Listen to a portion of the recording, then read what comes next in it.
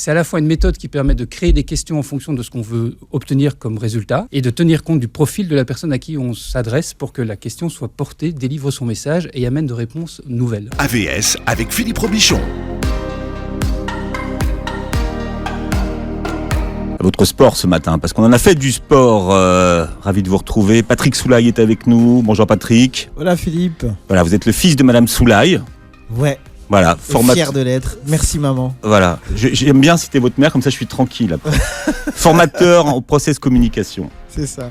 Notre invité aujourd'hui s'appelle Frédéric Falise. Bonjour et bienvenue. Bonjour. Alors vous êtes un autodidacte, vous avez d'abord une formation scientifique à la base, chimiste puis mathématicien. Je confirme. Voilà, concepteur et développeur de la questiologie, on en parlera ce matin.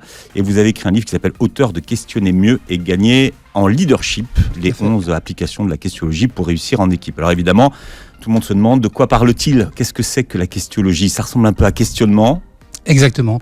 Logie, ça vient de logos, science de, comme dans biologie. Donc c'est la science du questionnement. Comment faire de bonnes questions lorsqu'on en a besoin.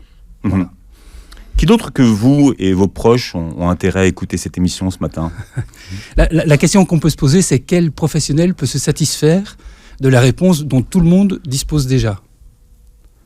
Si on accepte l'idée qu'on a tous besoin d'une meilleure réponse, on accepte l'idée qu'on a tous besoin, quels que soient nos métiers, de meilleures réponses. De meilleures questions, pardon. Vous avez compris. Ouais. On va vous envoyer dans les écoles de journalisme. Vous avez tout révolutionné, vous voyez. Donc, la questiologie, qu'est-ce que c'est, si on pouvait le définir ? C'est vraiment une méthode. C'est à la fois une méthode qui permet de créer des questions en fonction de ce qu'on veut obtenir comme résultat et de tenir compte du profil de la personne à qui on s'adresse pour que la question soit portée, délivre son message et amène de réponses nouvelles. Voilà. C'est tout un ensemble d'astuces, de trucs, de ficelles, de grammaire qui, mis ensemble, donnent une discipline pour poser une meilleure question en fonction de la situation, de l'interlocuteur et de son objectif. Poser des questions, ça s'apprend ? Définitivement, oui, malgré tout ce qu'on nous a dit à l'école. On nous a dit à l'école, il n'y a pas de questions idiotes. Vous avez déjà eu ce feeling-là d'être celui qui pose la question, qui n'est pas très maline ? Et puis en primaire, on accepte le truc, mais au collège, on préfère que ce soit le voisin qui y aille. Et au lycée, on voudrait surtout que ce ne soit pas nous qui posions la question idiote. Donc on ne nous a pas dit comment faire, on nous a juste rassurés en nous disant qu'il n'y avait pas de questions idiotes.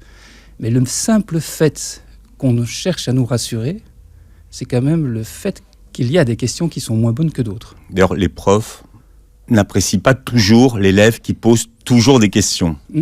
Pose trop de questions en classe. Oui. Et il y a une raison pour ça, c'est qu'une question, c'est une quête. Quand vous choisissez une question, vous proposez une quête. Ça veut dire que vous emmenez votre interlocuteur dans votre chemin, sur vos pas. Et donc, imaginez un professeur qui doit faire face à 35 élèves qui chacun suit sa quête. Il ne peut pas s'en sortir. Donc on a complètement renversé le principe. C'est le professeur qui pose des questions et les élèves qui sont censés trouver la réponse à sa quête. C'est beaucoup plus optimal. Question, quête, c'est le même début, c'est la même racine ? C'est la même racine, ça vient de questare. Alors je le prononce très mal en latin, paraît-il.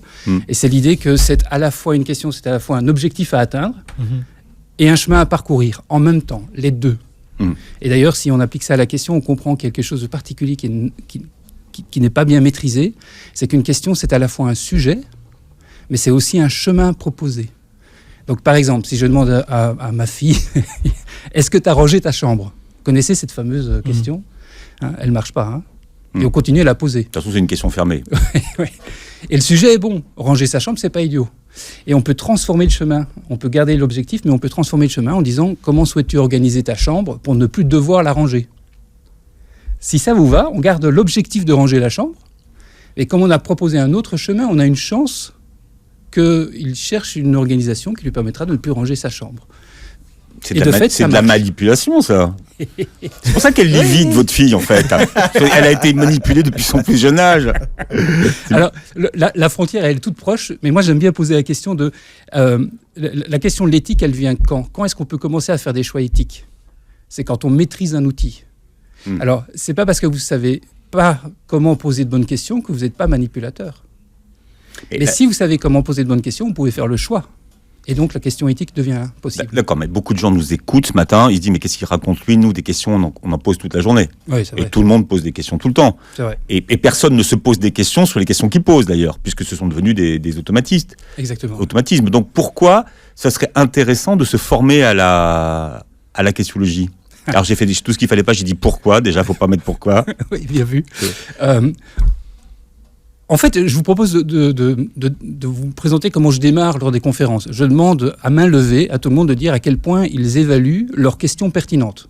Je leur demande d'évaluer la pertinence de leurs questions sur une échelle qui va de pas du tout pertinente à franchement pertinente. À votre avis, qu'est-ce qui se passe ? La majorité des personnes sont convaincues de poser des questions pertinentes. Ok. Et quand je leur demande juste après de dire à leur avis quelle est la proportion de la population qui ferait bien d'apprendre à poser de meilleures questions, qu'est-ce qui se passe ? Ils disent tous que la majorité des gens feraient bien d'apprendre à poser de meilleures questions. Donc on est convaincu que nos questions sont bonnes, mais on est très souvent déçus par les questions des autres. Vous voyez ce feeling particulier ? Alors, qu'est-ce qui vous garantit que vous n'êtes pas de temps en temps cet autre de l'autre, ce décevant-là, qui n'a pas posé la bonne question ? Ce qu'il y a, c'est qu'on est immergé dans notre univers et on est persuadé que si on pose un bon sujet, forcément la question était bonne. Mais non, la question, c'est à la fois un chemin et un objectif. C'est à la fois une formulation et un sujet. Et donc, on peut avoir un très bon sujet, mais une question qui est très mal formulée. Alors vous avez élaboré une méthode de questiologie. Comment est-ce que vous avez élaboré votre technique ? Maintenant, c'est un processus continu. Parce que vous avez recensé un certain nombre de questions, combien ? Plusieurs milliers ? 3800, enfin un peu plus de 3800 maintenant, oui. Des questions qui vous paraissaient pertinentes ? Voilà. Des bonnes questions ? Que j'ai trouvées plus pertinentes que celles que moi j'aurais été capable de poser. En fait, la questiologie, ça vient d'un moment de frustration énorme. Je me trouvais dans une réunion, on était tous bloqués, on n'arrivait pas à avancer, puis quelqu'un arrive, 20 minutes plus tard, nous pose les 3 questions qui nous ont permis d'avancer. Et je me dis, comment ça se fait que moi, je ne les ai pas posées, ces questions-là ? Ça m'a rendu à peu près vert de rage, et j'ai été demandé, comment ça se fait que tu poses ces questions auxquelles moi je ne pense pas ? Et la personne m'a répondu 3 choses. Elle m'a dit question de talent, donc là je sentais bien que je n'étais pas de ceux-là. Puis il m'a dit question d'expérience pour essayer de dominer. Et là, je me disais, OK, à 80 ans, je connaîtrais les questions que je vais poser à 20. Et puis il m'a dit question de curiosité à l'autre. Mais moi, je suis très curieux des autres. C'est pas pour ça que je pose de bonnes questions. Tout ça pour raconter que ça a démarré à ce moment-là, en me disant, c'est pas possible, il y a moyen de poser de meilleures questions. Et c'est quoi les astuces, c'est quoi les ficelles ? Voilà. Et donc, c'est vraiment des astuces et des ficelles. Et vous verrez, parce qu'on le voit dans votre livre, appliqué au leadership et au management, donc ça débloque beaucoup de situations de crise, notamment pour les fameux brainstorming. Yes. Donc ça, on en reparlera tout à l'heure. Donc, vous avez élaboré une méthode. Est-ce que vous avez repéré, par exemple, que les bonnes questions avaient une structure identique ou pas ? C'est un peu plus subtil que ça. Les bonnes questions, donc les bonnes questions proposent des pas de côté, des chemins de traverse. Si vous posez une question qui permet à votre interlocuteur de répondre sur son autoroute de pensée, il ne va rien se passer de particulier. Par exemple, si je vous demande qu'est-ce que vous faites dans la vie, bon, voilà. Mais si je vous demande quels sont les 7 verbes qui vous animent tous les jours dans votre métier, je sais que ma question est un petit peu sophistiquée. Je l'ai vu dans votre livre, donc je me suis préparé. Je me suis préparé à toutes les questions qui sont dans le livre. En fait, si je vous pose cette question-là, tout à coup, vous devez sortir de votre autoroute de pensée. Vous ne pouvez pas penser aussi vite que d'habitude. Et donc, en sortant d'autoroute de pensée, en allant chercher dans les chemins de traverse, vous allez trouver des réponses nouvelles. Vous les avez en vous, mais vous les explicitez à ce moment-là. Et là, il faut préparer un peu quand même. Il faut vraiment aller regarder à l'intérieur de soi-même. Et c'est ça qui va faire une question intéressante. Alors maintenant, quelle astuce utiliser à quel moment ? Ça dépend de votre interlocuteur, de votre situation et de votre objectif. L'important, c'est la question ou c'est la réponse ? Si vous acceptez l'idée qu'une question est une quête, Einstein répond à ça en disant qu'il faut d'abord bien choisir sa question. Il a une citation qui est très connue qui dit que s'il avait un problème dont sa vie dépend, il passerait les 55 premières minutes à trouver la bonne question, car alors les 5 dernières lui permettraient de trouver la bonne réponse.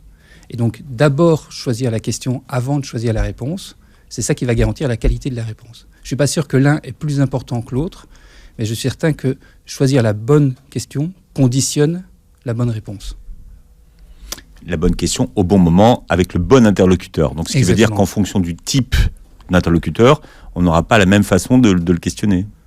L'idéal, c'est de s'adapter, effectivement. Ouais. C'est vraiment du sur-mesure, finalement. On devrait l'apprendre aux enfants, finalement, très tôt, ça, dans l'éducation. Alors, non seulement on devrait l'apprendre aux enfants, mais surtout, on devrait étudier comment les enfants posent des questions pour garder cette capacité de questionnement une fois devenus adultes. Je ne sais pas si vous savez ça, mais le niveau de créativité est le plus faible à 24 ans. C'est-à-dire que c'est à 24 ans qu'on est le plus formaté. Avant ça, on est hyper créatif, Et puis on passe par les fourches codines de l'enseignement, et petit à petit on perd cette créativité jusqu'à 24 ans. On se relance vers un nouveau process de créativité. Et les enfants sont hyper créatifs, posent des questions dans tous les sens, vous le savez, hein, les enfants, les gamines, les gamins qui posent des questions dans tous les sens, ils sont vibrants de ces interrogations, et petit à petit, on va leur apprendre à élaguer les questions qui dérangent, à élaguer les questions qui font sortir les gens de leur autoroute de pensée. Mais Fred Fallis, par quoi elles commencent les questions des enfants ? Souvent, c'est vous pensez à pourquoi ? Ah, vous voyez ? Oui, bien sûr. J'ai compris mon chemin de pensée. Ah oui, ils posent énormément de pourquoi. Les enfants, c'était et pourquoi et machin, et pourquoi. Oui. Et pourquoi. Et vous savez pourquoi ils posent autant de pourquoi ? Je vous pose la question, mais je sais que vous êtes un spécialiste. En fait, la raison pour laquelle ils posent autant de pourquoi, c'est qu'ils ne cherchent pas des réponses en parce que, ils cherchent des réponses en pour. Ils ne cherchent pas la cause, ils cherchent l'objectif. Je me rappelle de mon fils qui me posait la question en permanence, mais pourquoi en hiver, le soleil se cache dans les nuages ? Alors moi, comme un bon papa, j'ai pris un ballon rond pour faire la terre, un autre, une orange pour faire le soleil, puis j'ai commencé à tourner autour. Et plus j'essayais de lui expliquer, il me dit, mais pourquoi c'est une orange le soleil ? Et pourquoi le ballon, il est rond, il est au milieu ? Et pourquoi c'est pas l'autre qui... Enfin, je devenais fou. Et mon épouse passe juste à côté. Et qu'est-ce qui se passe ? Et je dis, mais il y a Brieux qui me demande, mais pourquoi le soleil se couche plutôt en hiver ou se couche dans les nuages en hiver ?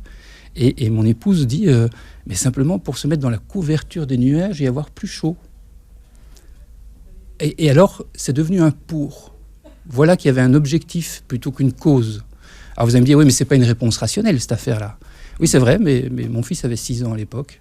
Donc c'est pas idiot de lui répondre de façon merveilleuse. Et en faisant ça, la chaîne de pourquoi s'est tout de suite arrêtée. Brieux a fait, ah oui, c'est ça. Et ça lui paraît sensé. Et en fait, les enfants enchaînent les pourquoi, parce qu'à chaque fois, on cherche à lui donner des parce que, justement, qui sont des justifications dans lesquelles ils ne s'y retrouvent pas du tout. Enfin, je sais que mes enfants, ils aiment bien, c'est pour faire parler les bavards. Hein. Et en général, ça clôt les débats, je peux vous dire. Ça a marché un certain temps. C'est pour faire parler les bavards. Mais je vous invite vraiment à ça. Ouais. Et surtout, si vous avez des adolescents, il y a un double enjeu avec le pourquoi. Si vous posez une question qui commence par pourquoi à un adolescent, il va se sentir obligé de commencer sa réponse par parce que. Et il va commencer par se justifier. D'ailleurs, si vous voulez bien, Philippe, je pourrais vous demander, mais pourquoi vous portez des lunettes ? Pourquoi vous portez des lunettes ? Ça m'arrange. Ouais. Ça m'arrange et c'est mieux, parce que sinon, je vais ressembler à Clarence. Okay. C'était le long de Dactari. Ok. Pourquoi vous ne voulez pas ressembler à Clarence ? À Clarence ? Oui, à Clarence. Ça, c'est vrai, c'est une bonne question, parce qu'on n'est pas coiffé pareil. Ok. Et si ça vous va, le début de vos réponses commence à jouer dans un inconfort qui va se nicher dans un peu de justification. Alors que si je vous pose la question et je vous demande de démarrer par pour, votre réponse, démarrez votre réponse par pour, pourquoi vous portez des lunettes ? Pour mieux voir. Pour mieux voir. Mon enfant. Et là, je ne sais pas si vous voyez la différence. Vous parlez de motivation, vous parlez d'ambition, et ça change complètement la dynamique dans laquelle on est. Mais est-ce que l'inconfort, ça ne permet pas aussi également de sortir justement de son sentier de pensée, comme vous dites ? Ok. Parce que ce que j'ai compris... Alors, je peux me permettre de vous interrompre.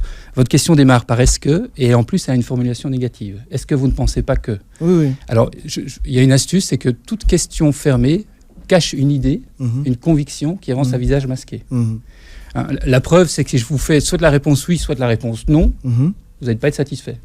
Par exemple, je dis non, et ça ne vous va pas, parce qu'en fait, vous avez une idée derrière. D'accord ? Alors, qu'est-ce que vous en pensez, vous, en fait ?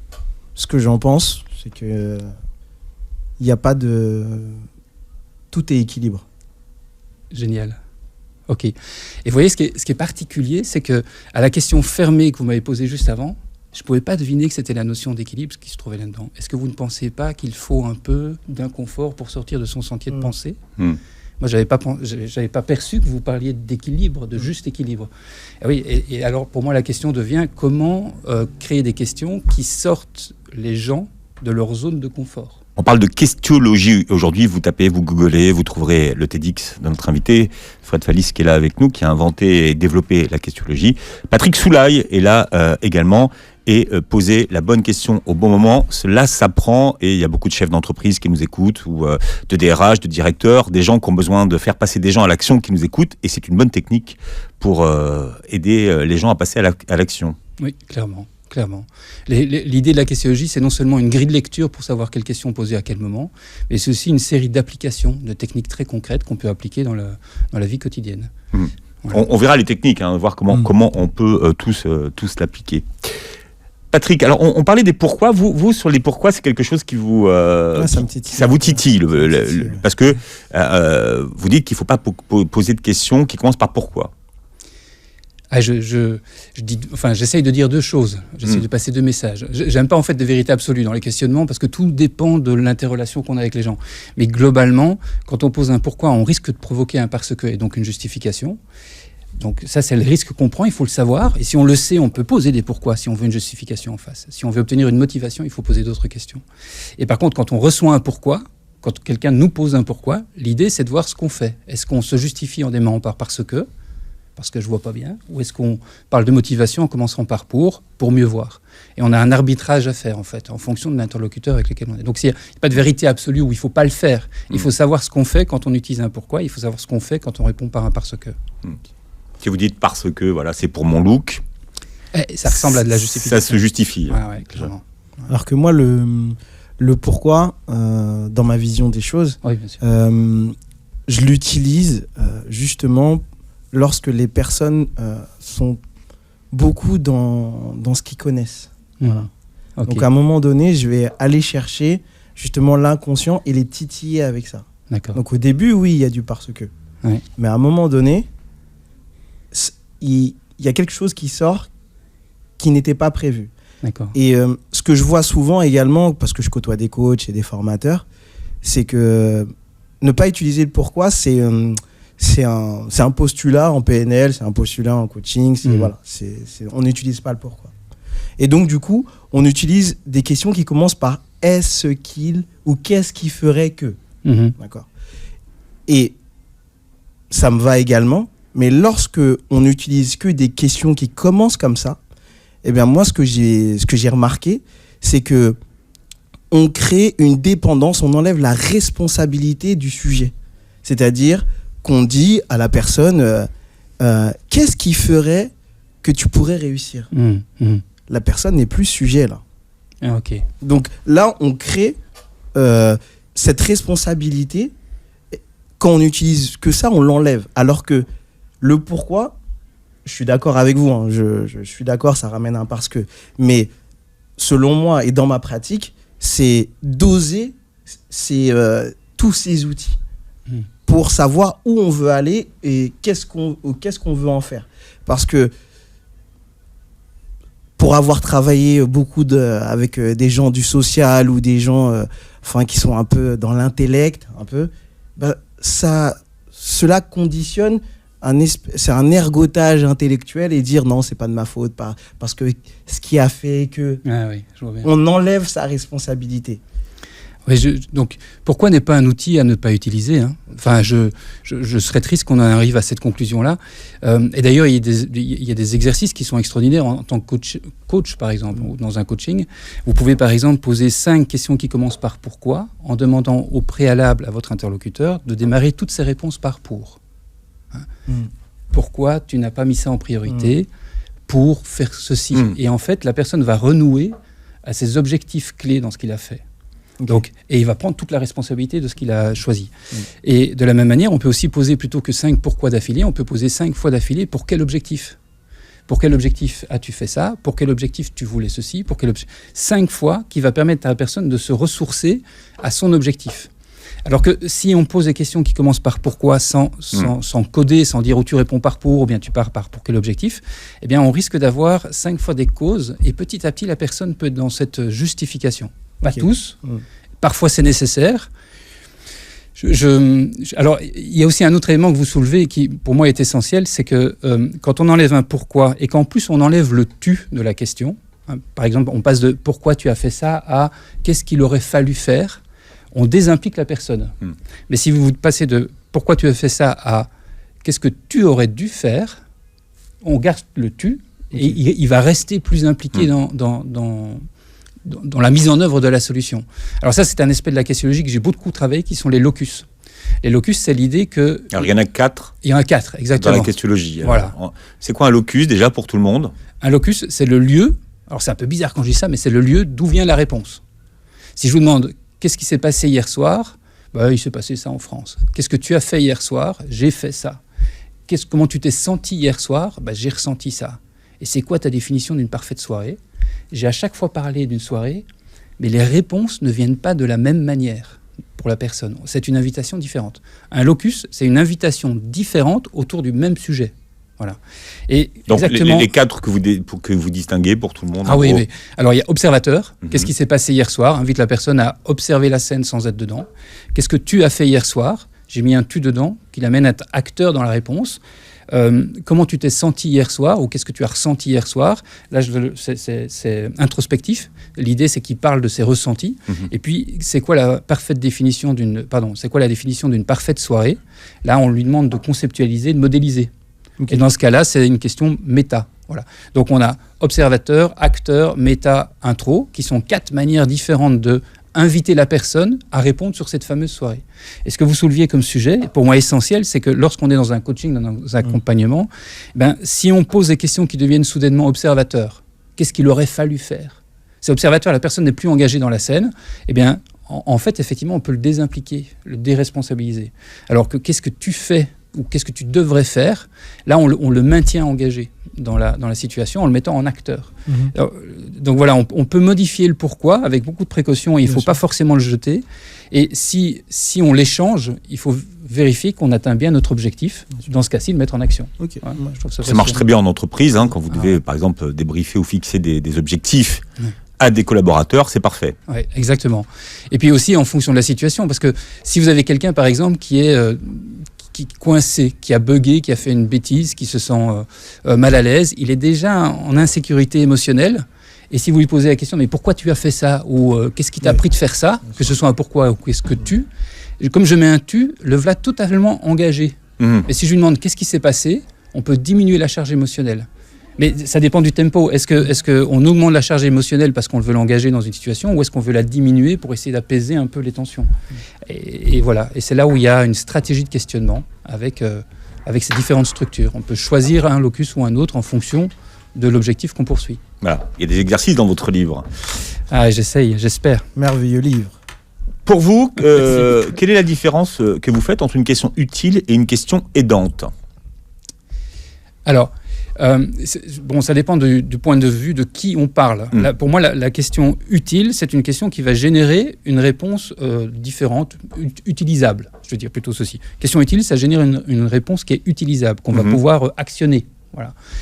Une question utile, c'est comment je vais faire pour être certain d'arriver à mon prochain rendez-vous. C'est une question très utile parce que la réponse va être exploitable et elle est utile pour nous deux éventuellement. La question aidante... On est dans le concret là, d'ailleurs, sur le prochain rendez-vous. Mais bon. La question aidante, c'est une question qui va permettre à l'autre de trouver sa réponse utile, quitte à ce que je ne la comprenne pas du tout. Je ne sais pas si ça vous paraît clair, mais il y a des tas de fois où on pose des questions en cherchant une réponse qui fait sens pour nous.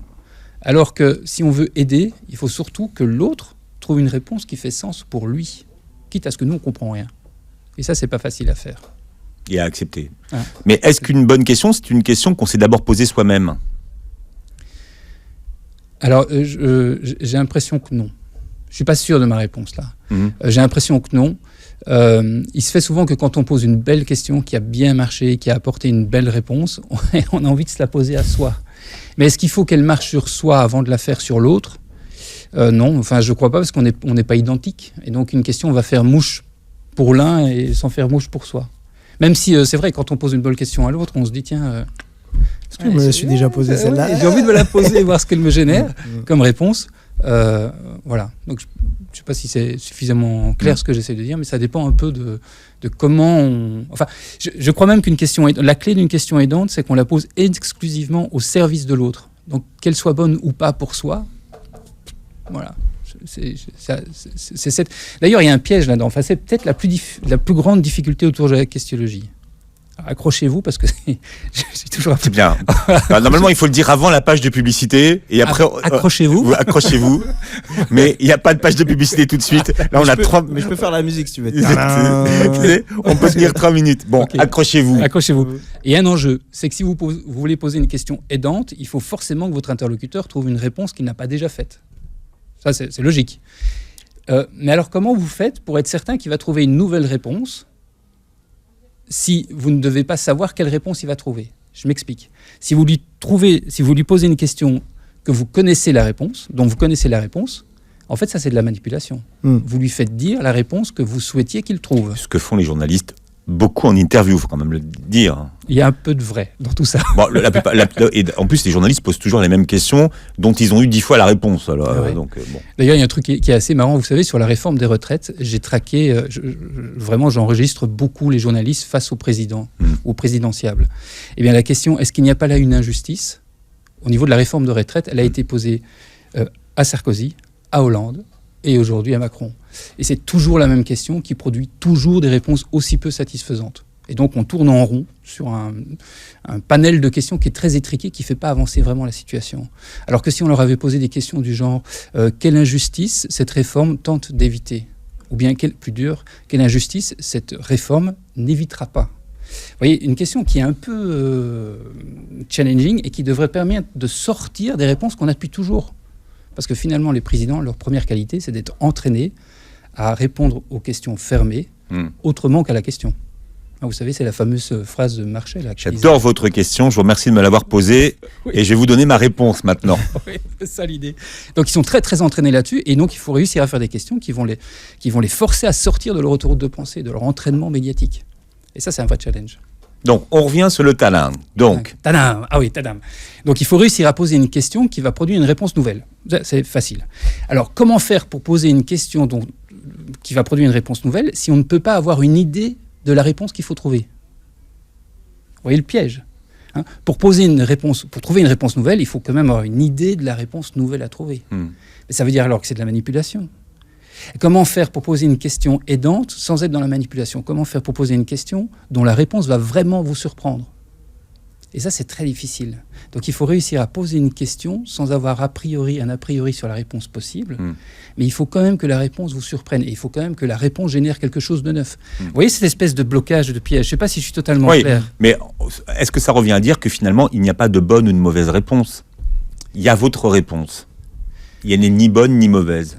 Alors, si elle est nouvelle. Il n'y a pas de mauvaise ou de bonne réponse, ça c'est tout à fait juste. Par contre, je crains qu'il y ait de mauvaises questions. Il y a des questions qui tombent à côté, c'est pas très grave, mais il y a des questions qui génèrent ou qui renforcent. Je sais pas, quelqu'un vous dit, un exemple, j'y arrive pas, et vous voulez l'aider. Ok. Le premier réflexe, la première question qui vient, c'est pourquoi tu y arrives pas? Ou qu'est-ce qui fait que tu y arrives pas? Et si vous êtes d'accord avec cette idée-là, en répondant, il va creuser ces difficultés. Il va confirmer toutes les bonnes raisons de ne pas y arriver. Ça marche? Pourquoi tu n'y arrives pas? Parce que ça. Et donc, il renforce sa situation difficile. Alors que si vous lui demandez de quoi tu as besoin pour y arriver, ou comment tu te sentiras une fois que tu auras réussi, qu'est-ce que tu auras mis en place, hop, on passe dans l'autre sens. Alors, on parle de la questiologie ce matin avec Frédéric Fallis qui est avec nous, qui a conçu, qui a développé cette méthode, la questiologie, et vous publiez un livre d'ailleurs pour tous les entrepreneurs et tous les managers, tous ceux qui s'intéressent aux questions de travailler mieux en entreprise, qui souvent sont dans des situations d'échec.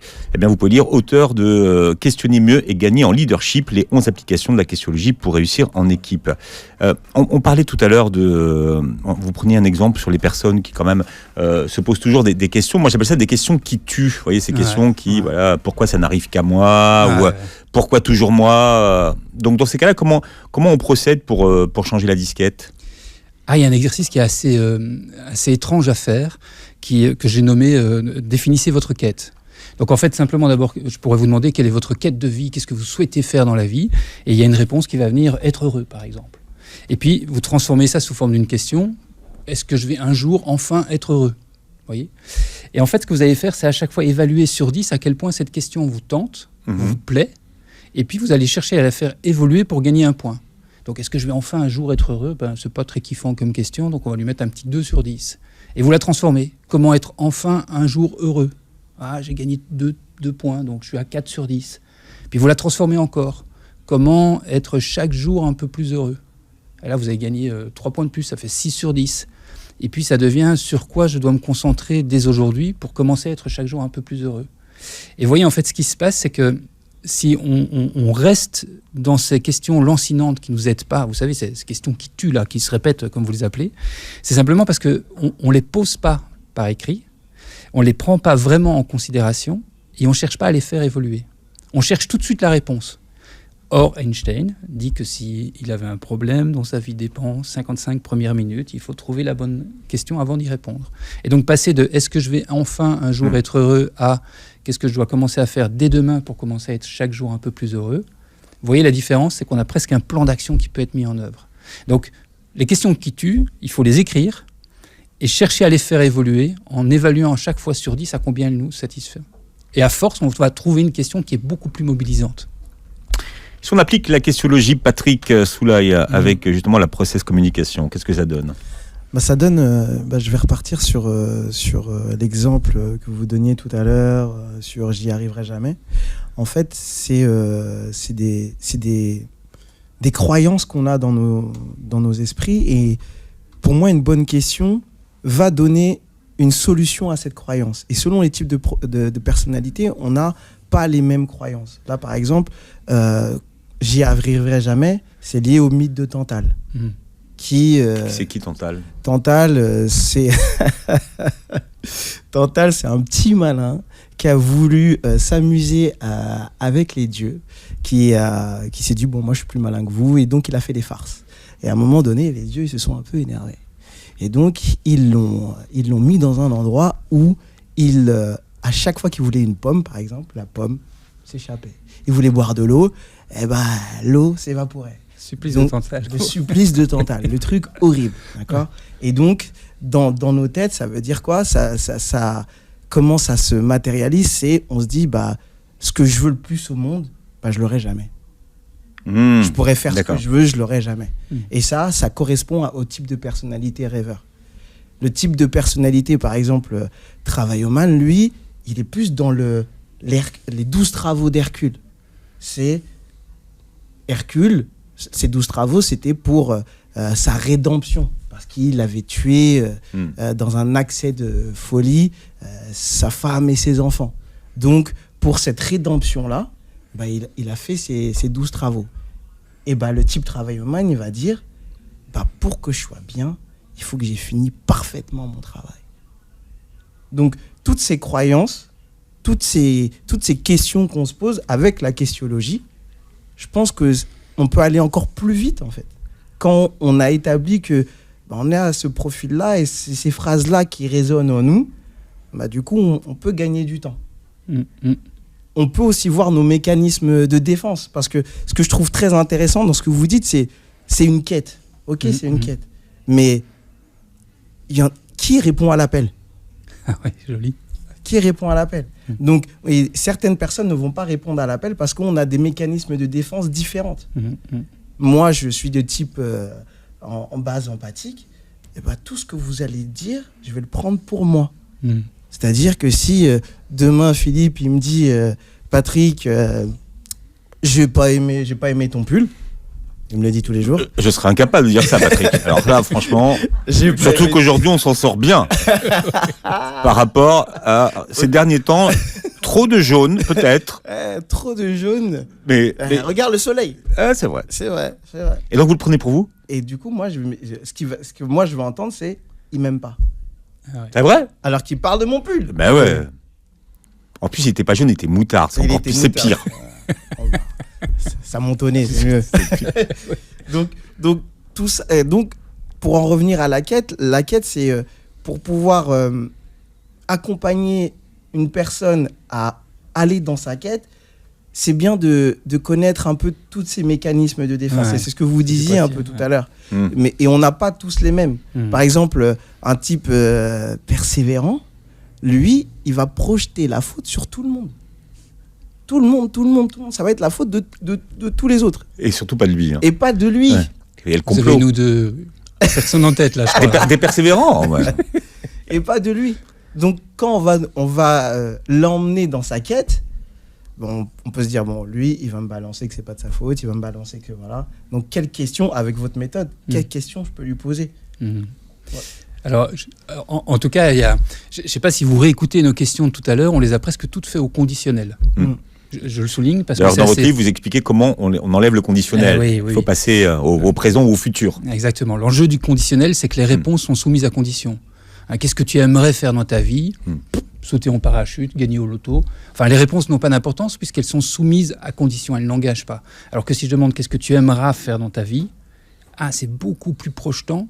Et donc, on ne va pas pouvoir répondre sauter en parachute. Et donc, si je reviens sur le travailloman, là, ou le travailloman juste avant, celui qui souhaite la perfection.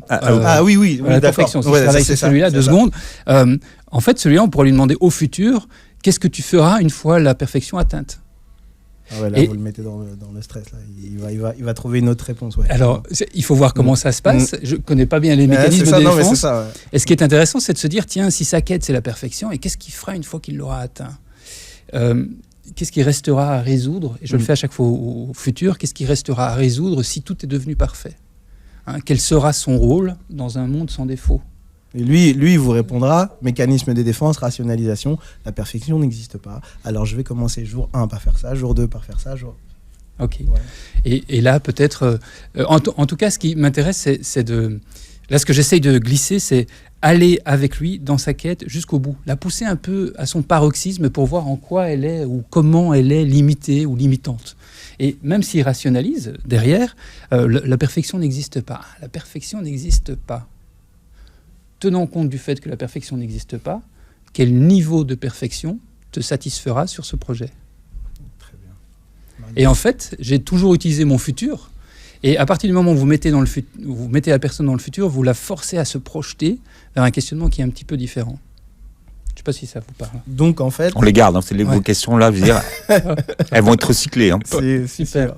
Super. Et donc en fait, si on prend le livre du voyage du héros, quand on utilise la questionnologie, on est les gardiens en fait. On emmène le héros. Ouais, c'est pas mal ça, Patrick. À trouver sa quête. Ouais, super, Patrick. Ouais, c'est vraiment ça. Il est bien votre pull. Comment votre pull vous a aidé ? Comment votre pull vous a aidé à être perspicace ? Faut dire merci à Maman Soulaï. Ah oui. Mais j'ai dit une fois par émission. Sinon, à chaque fois, ça va être de plus en plus. Moi, j'aurais aimé un peu de jaune. C'est mon goût, quoi. Merci. Je vous enverrai les vidéos. Je vous en prie. En quoi, Frédéric Fallis, puisque c'est un sujet qui intéresse beaucoup les gens aujourd'hui, la questionnologie peut ou améliore le leadership ? Ça c'est quelque chose c'est vraiment une tendance nouvelle, avec une lame de fond sur laquelle tous les managers, aucun manager ne pourra résister à cette lame de fond. La première lame de fond, c'est auparavant, moi quand j'étais... enfant, j'ai vu mon père grandir avec une loi super forte qui était le savoir, c'est le pouvoir. Vous voyez ce truc-là, très fort. Et aujourd'hui, le savoir, c'est plus du tout le pouvoir. D'ailleurs, les nouvelles générations sont persuadées qu'avec leur téléphone portable, ils ont bien plus d'informations accessibles que ce que vous en aurez jamais dans votre tête à vous. Donc le savoir ne fait plus le pouvoir. Et alors, qu'est-ce qui fait le pouvoir ? Qu'est-ce qui donne la légitimité au manager ? Eh bien, mon point de vue, c'est la capacité à interroger différemment le savoir qui est à disposition de tous. Donc c'est mettre en question cette espèce de méga base de données mondialisée afin d'y trouver des réponses, des sens nouveaux. Un champion toute catégorie de ce truc-là, c'est Elon Musk. Elon Musk, il dispose des mêmes data que les autres. Et puis tout à coup, son travail, lui, il dit toujours, quel que soit le nouveau domaine auquel je m'attaque, je cherche à identifier les 3 grandes questions qu'il faut adresser. Après le reste, c'est facile. Et donc, il va interroger les mêmes bases de données que tout le monde. Et tout à coup, les fusées atterrissent, enfin, à vrai dire, amérissent à l'horizontale. Je ne sais pas si vous voyez le changement de paradigme. Tout à coup, une voiture électrique est l'équivalent d'une Ferrari. Vous voyez, ce changement de paradigme parce qu'il a osé poser des questions qui sortent du classique. Donc, le gros enjeu, c'est cette lame de fond-là. Et puis alors, vous avez donc cette génération Y, Z, vous savez, les jeunes. En fait, ces jeunes ne veulent plus acheter un produit fini. C'est fini, ça. Si vous voulez recruter quelqu'un en lui disant « voilà ce qu'on vend, voilà ce qu'on fait », et qu'il n'a pas l'impression qu'il peut contribuer, ça ne va pas l'intéresser. Et donc, à la place, le manager doit être capable de l'impliquer dans une quête dans laquelle ce jeune va pouvoir contribuer. Quelle va être, c'est leur grande question en permanence, comment j'ai de l'impact ? Quelle est ma contribution ? Qu'est-ce que j'apporte de spécifique ? Et si vous lui dites, écoute, tu viens pas, de toute façon, notre offre, c'est ça, En fait, ils se démobilisent très vite. Ouais, clairement. Alors que si vous réussissez à les mobiliser par une question, ils vont être beaucoup plus intéressés. Le champion toute catégorie de ça, c'était Elon Musk. C'était Steve Jobs. Vraiment un champion toute catégorie. Il a créé une question qui est « How to challenge the status quo ?» Comment challenger le statu quo. Cette question-là, tout le monde peut s'impliquer et apporter sa part de créativité. C'est pas pour rien que Steve Jobs, avec Apple, a réussi à mobiliser une communauté de développeurs que ni Apple ni Google n'ont jamais réussi à mobiliser. Et encore moins Microsoft. Excusez-moi. Oui. Donc, Apple et Steve Jobs ont réussi à mobiliser une communauté de développeurs que Microsoft et Google n'ont pas encore réussi à faire, à mobiliser. Donc, C'est une soft skills en fait. Aujourd'hui, c'est ce qu'on appelle ces nouvelles. Alors, on l'appelle soft skills, compétences douces, mais en tout cas, c'est ces compétences de demain que la machine ne pourra pas avoir. Que la machine ne pourra pas avoir. Là, le plus bel exemple, je forme beaucoup de commerciaux, et vous savez, tous les commerciaux sont challengés par Internet. C'est vrai, franchement, vous cherchez une voiture. Utiliser un comparateur sur les mandataires, ça sera plus efficace que d'aller dans une concession. Donc, si la concession veut retrouver une raison d'être, une raison d'exister, il faut que le commercial pose au client des questions qu'il n'aura pas pu trouver sur Internet, des questions différenciantes. Voilà. Et là, il y a un gros travail. Il y a des flottes, des armées entières de commerciaux qui ont besoin de retrouver le sens en produisant des questions qui vont permettre aux clients de trouver une réponse qu'ils n'avaient pas déjà. Et tout ça, ça s'apprend. Exactement. J'en suis Bien. persuadé. C'était un plaisir de vous avoir là. De même. Franchement, on vous a attendu Merci. longtemps, Ouais. mais vous avez bien raison. On rappelle le titre de votre livre, Patrick, que vous montrez à la caméra. Questionnez mieux. Et gagner en leadership les 11 applications de la questionnologie pour réussir On en équipe. le trouve où, Fred Salis ? Pour le moment, exclusivement sur Amazon. C'est le seul endroit sur lequel on a réussi à mettre ce livre à disposition, puisque c'est un livre en auto-édition. Ouais. Il est super, on vous le conseille. Merci d'avoir été avec nous. Merci Patrick. On se retrouve demain. Bonne journée sur Beurre FM. Merci beaucoup.